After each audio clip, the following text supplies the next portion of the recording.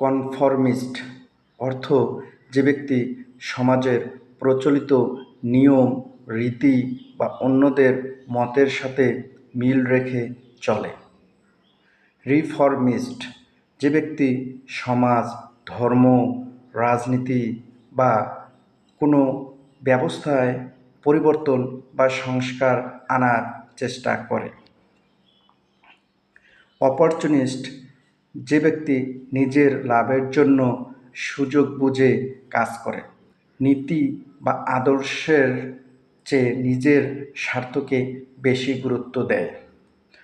এই তিনটি শব্দ হাসনাত আবদুল্লাহ সংসদে উত্থাপন করেছিলেন এবং বলেছিলেন।